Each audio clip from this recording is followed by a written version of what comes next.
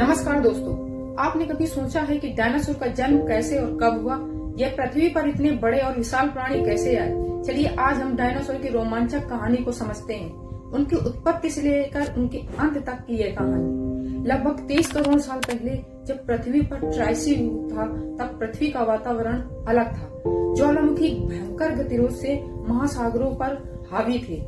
इसी युग में पृथ्वी पर पहली बार डायनासोर प्रकट हुए। ये प्राणी तब के जंगल के छोटे प्राणी थे, जो धीरे धीरे विकसित होते गए और जुरासिक युग आते आते ये पृथ्वी के सबसे विशाल और सबसे ताकतवर प्राणी बन गए।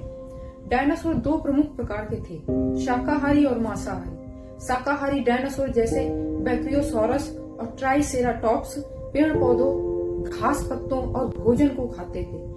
ये बड़े डायनासोर दिन भर में लगभग 200 से 400 किलोग्राम तक का घास और पत्ते का सेवन करते थे। वहीं मांसाहारी डायनासोर जैसे टायरेनोसोरस रेक्स दूसरे प्राणियों का शिकार करते थे।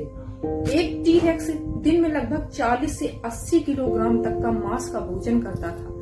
डायनासोर को जीने के लिए भोजन के साथ साथ पानी की भी आवश्यकता होती थी। एक बड़ा ब्रैकियोसॉरस एक दिन में 30 से 50 लीटर पानी पीता था।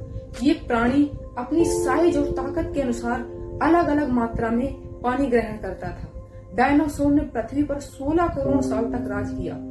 जुरासिक और क्रेटेशियस युग में ये अपने चरम पर था। प्राणी हर महाद्वीप पर पाए जाते थे और पृथ्वी के सबसे बड़े प्राणी बन गए थे। उन्होंने हर प्रकार के जीवन को अपने शासन में शामिल किया, लेकिन 6.6 करोड़ साल पहले एक ऐसी घटना हुई जिसने इन प्राचीन प्राणियों का अंत कर दिया।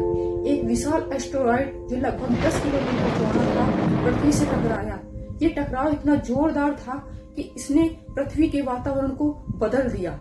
धूल और आग से भरा आसमान, दिन का रात का कुछ पता नहीं था, दिन को रात बना दिया। पर्यावरण इतना खराब हो गया था कि डायनासोर जीवित नहीं रह पाए। इस घटना ने पृथ्वी पर न सिर्फ डायनासोर का अंत किया, बल्कि विश्व का रूप भी बदल कर रख दिया।